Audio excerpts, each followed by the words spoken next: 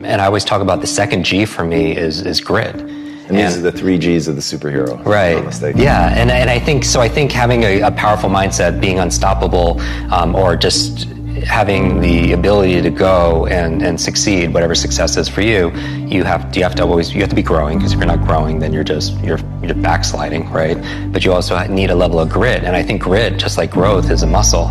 It's something that you need to sharpen through challenge, because through the challenge you get all the change that comes from it. I would say that if I'm effective in having an impact on stage, and we all have a stage of our life, whether it's on a physical stage or just going through our day, right.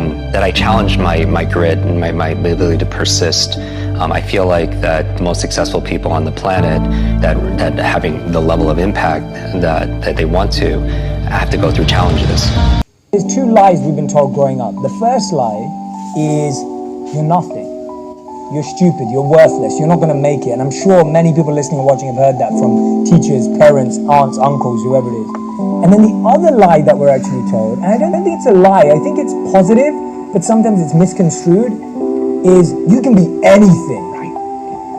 And we all know that's not true too. Right. And it's unfair, because sometimes people get misled. You're exactly right. And the Dharma point of view is you can't be anything you want, but you can be everything you are. I think life shifts. I think in different phases of our life we have different purposes. I think when we're building our careers we have a purpose. When people become parents they have a purpose. When we're at the beginning of our lives we have a different purpose. I think purposes shift, and I think our obsession with finding the one purpose is what often takes us away from many amazing The biggest lie in the personal development industry is that knowledge is power. It is. It's just you feel like you got points because you signed up for a seminar or a webinar, you bought a book and it sits on your shelf, and it becomes shelf-help instead of self-help. The truth is, what people don't tell you is all the podcasts, coaching, conferences, online programs, none of it works unless you work. If it's not a must, you're not going to do it because you have plenty of other things to do. Is that fair? Because there's a success formula, head, heart, hands.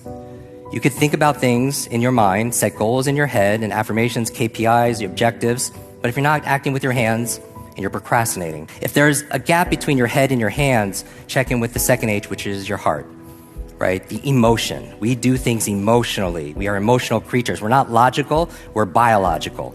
Dopamine, oxytocin, serotonin, endorphins, we're this chemical soup. And so we want to be able to activate that. So head, heart, hands, another way of putting it are our eyes. Information, that's good, great. But sometimes you can listen to a podcast, it's a lot of information, but there's no inspiration to use it. Fair? But sometimes you can listen to a speaker or learn something and it's inspiring, but you don't know what to do. Right? Is that fair? So you have information, you have inspiration, and then you have implementation, where you're doing it. And I feel like when you get all 3 I's together, you have the most powerful I, which is integration. That's my goal for all of you, is that when you read something, you listen to something, you learn something, it becomes part of who you are. It's integrated. Here, here, and here.